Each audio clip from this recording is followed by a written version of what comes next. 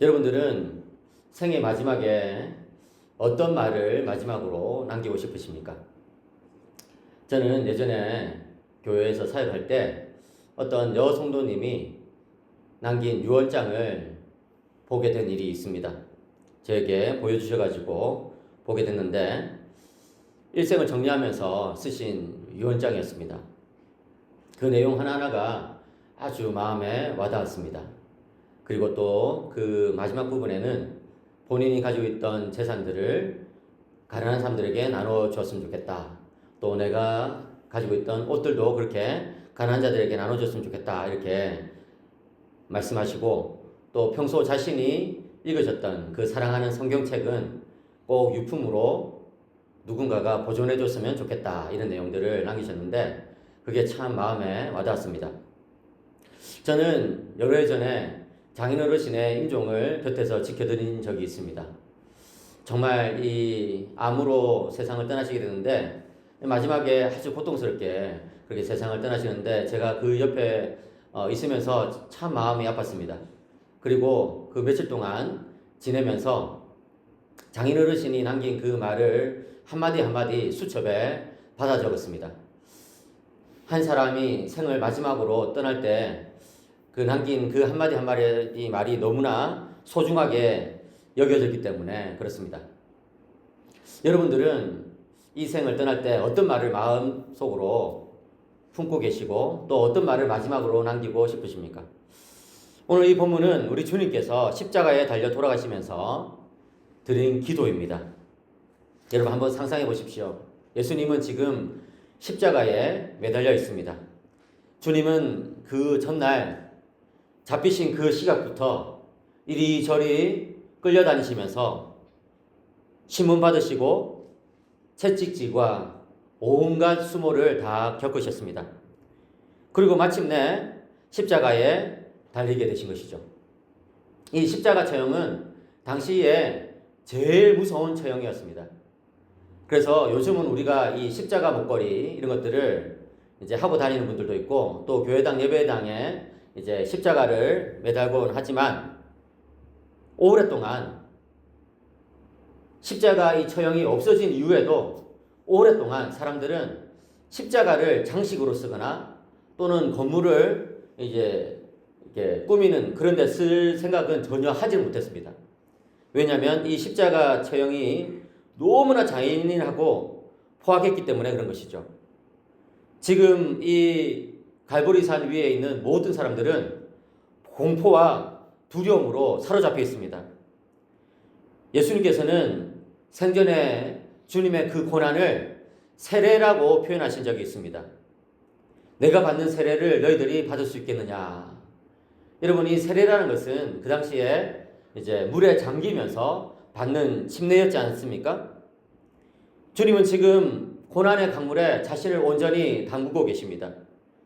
예수님은 자기 백성의 모든 죄를 홀로 담당하시기 위해서 기꺼이 그 고난의 강물에 들어가고 계십니다. 머리에 가시란을 쓰시고 손과 발에 못이 박히셨습니다. 꼼짝할 수 없는 그런 상황, 정말 너무나 고통스러운 그런 상황, 바로 그런 상황 속에서도 우리 주님은 딱 한 가지 일을 계속해서 하고 계신데 그것은 바로 기도입니다. 생전에 한 사람이라도 더 구원하기 위해서 자신을 불살라 주신 그 주님께서 지금 이 죽음의 순간, 아무 힘도 쓸 수 없는 그 순간, 너무나 고통스러운 그 순간에도 우리를 구원하시기 위해서 기도하고 계십니다. 이런 것을 보면 기도야말로 예수님께서 제일 중요하게 여기신 사역이었다는 것을 알 수가 있습니다. 마가복음 1장에 보면 주님의 하루가 기록되어 있는데요. 얼마나 바쁘게 사셨는지, 얼마나 열심히 사셨는지 정말 부끄러울 지경입니다. 하루 종일 사람들을 만나시고 천국 복음을 전파하시고 제자들을 부르시고 가르치시고 병자들을 고치신 그 주님께서 밤 늦게까지 사역을 하신 것이죠. 그런데 그 다음날 새벽 오히려 미명에 제자들이 깰까봐 조용히 일어나서 까치발로 조용히 그 자리를 벗어나서 늘 기도 드리시던 거기에서 기도를 들으신 예수님. 그 예수님께서 이제 생의 마지막인 이 십자가에서 자신의 사역을 끝까지 감당하고 계십니다. 그렇습니다, 여러분. 이번 한 주간 우리는 어떻게 보내야 될까요? 이번 한 주간 예수님과 함께 기도하면서 보냈으면 좋겠습니다. 이 땅에서 우리를 위해서 끝까지 기도해 주신 그 주님은 그 모든 사역을 다 마치시고 기도가 되어서 승천하셨습니다. 그리고 그 예수님은 지금도 하나님 보좌 우편에서 기도로 우리의 이름을 부르고 계십니다. 이번 한 주간 그 예수님의 기도를 생각하시면서 여러분도 계속해서 이 기도의 사역을 감당하시길 바랍니다. 다시 본문을 보겠습니다. 아버지여 저희를 사하여 주옵소서. 자기의 하는 것을 알지 못함이니이다. 주님은 먼저 아버지여라고 부르십니다. 이 땅에서 그토록 사랑하셨던 그 하나님 아버지, 아니 영원토록 정말 완벽한 교제 가운데 계셨던 그 아버지의 이름을 주님은 지금 애절하게 부르고 계십니다.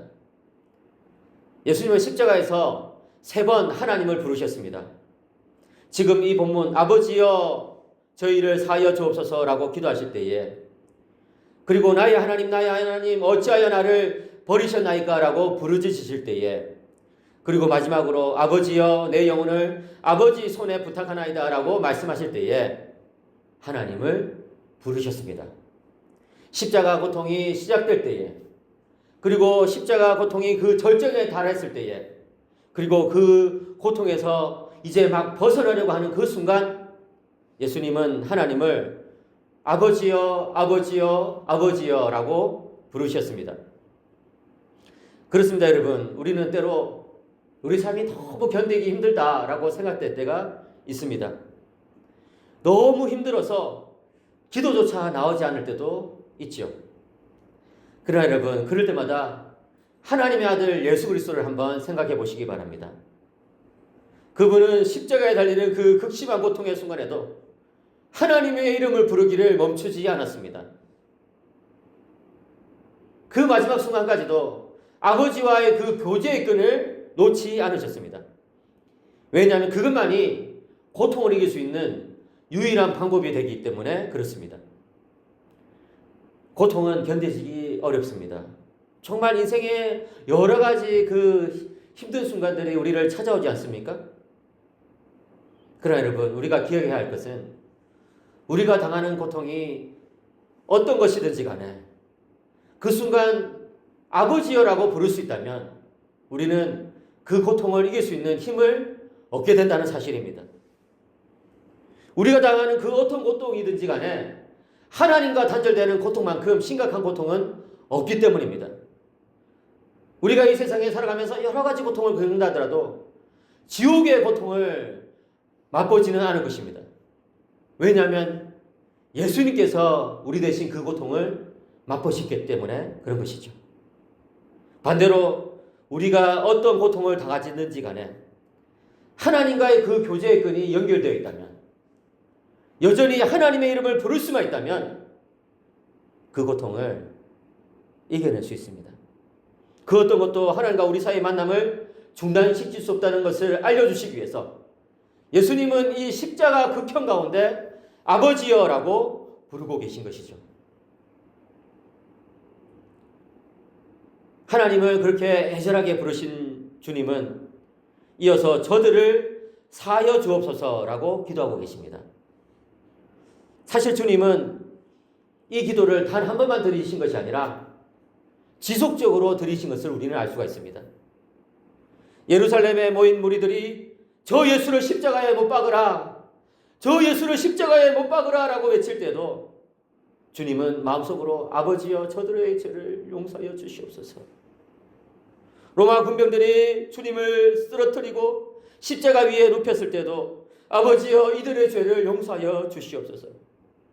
그들이 예수님의 손과 발에 못을 박았을 때도 아버지여 저들의 죄를 용서하여 주시옵소서. 무리들이 자신을 비웃고 조롱하며 십자가에서 내려오라고 외칠 때도 주님은 그들을 물끄러미 바라보시면서 아버지여 저들의 죄를 용서하여 주시옵소서 라고 기도하셨습니다. 주님은 지옥의 고통 한가운데서도 우리를 위한 사랑의 주님으로 계셨습니다.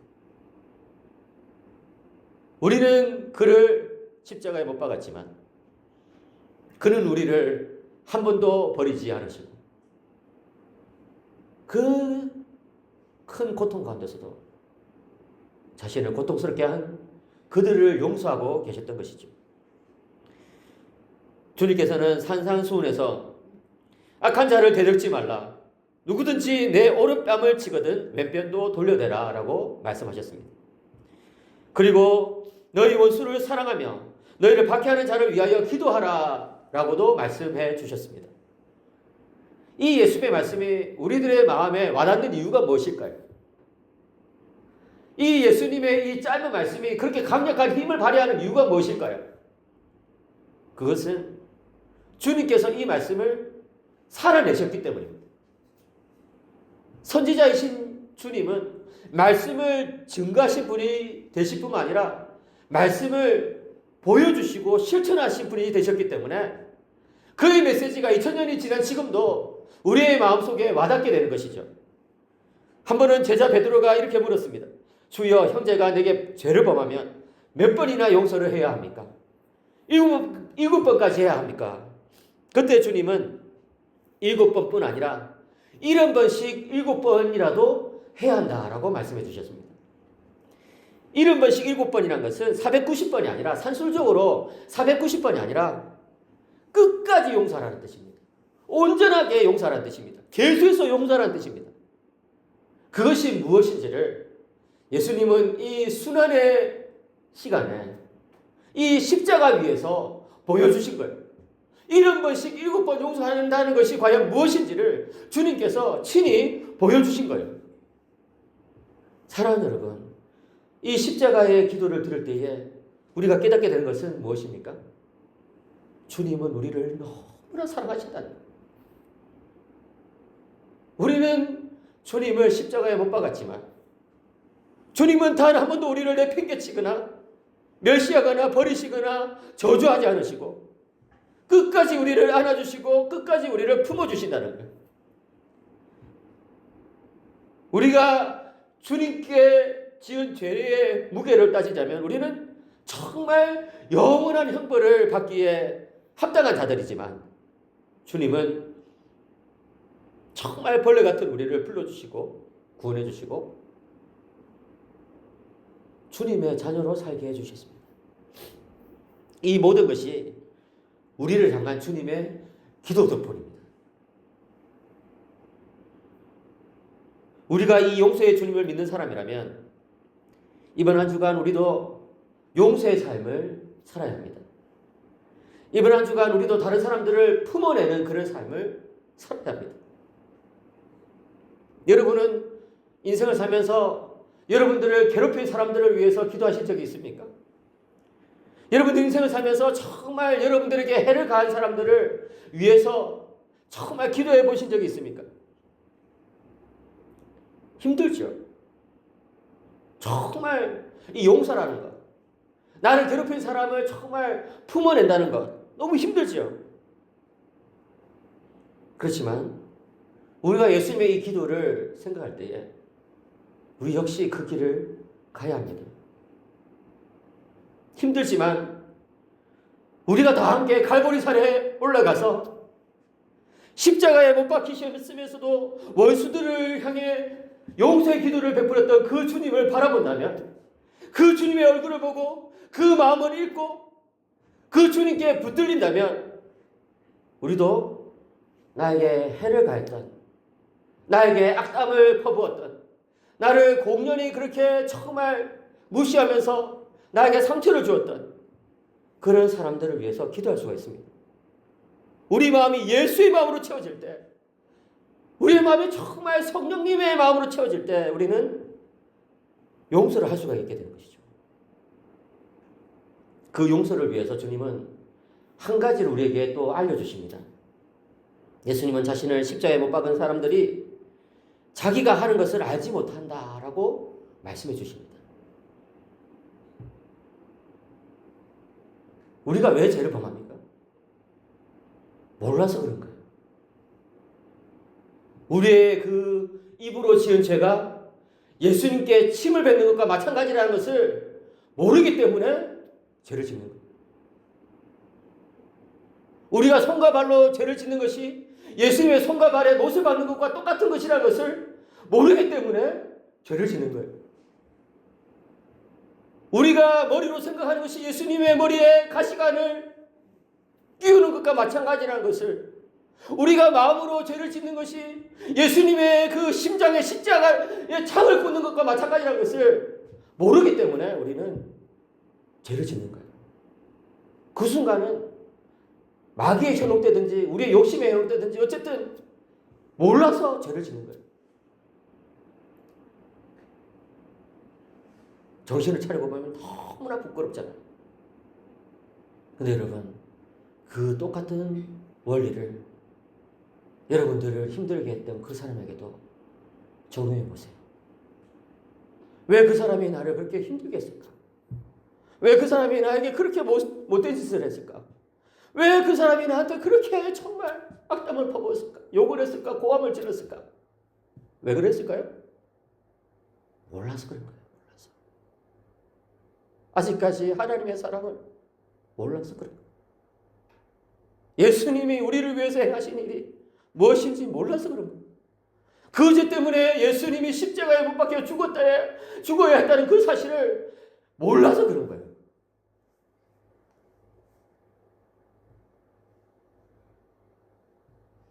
내가 내 죄의 심각성을 모르고 그 많은 죄를 지었다는 것을 알고 있다면 나에게 해를 가한 그 사람도 몰라서 그랬구나 라고 생각하고 이제 그 사람을 품어줄 수 있지 않을까요? 우리가 십자가에 드린 예수님의 기도를 더 많이 묵상한다면 우리는 더 많이 회개하게 되겠죠. 내 죄가 예수님을 십자가에 못 박았고 우리가 십자가에 달리신 주님을 더 많이 묵상한다면 더 많이 용서하게 되겠죠. 그 사람이 몰라서 그랬구나. 우리가 십자가에 달린 그 주님을 정말 깊이 묵상한다면 더 많이 사랑하고 더 많이 섬기게 되겠죠. 나를 이토록 사랑해 주신 주님, 세상에 이런 사랑이 어디 있습니까? 그 사랑을 받았다면 이제 그 사랑을 흘려보내줘야죠. 고난주간에 이 예수님의 기도를 생각하시면서 회개로, 용서로, 섬김으로 나가는 주님의 사람들이 되시기를 축복합니다. 우리를 위해서 그 심각한 고난을, 그 십자가 고난을 친히 기꺼이 담당하신 우리 주 예수 그리스도의 크신 은혜와 그 아들을 기꺼이 우리를 위해서 내어주신 하나님 아버지의 놀라우신 사랑과 그 사랑을 우리에게 적용시키고 계시는 성령님의 교통하심이 이 시간 주님의 말씀을 마음에 품고 주님과 더불어서 이번 한 주간 기도하기로 다짐하는 모든 예배자들 머리 위와 온 교회 위에 지금부터 영원토록 함께 있을지어다. 아멘.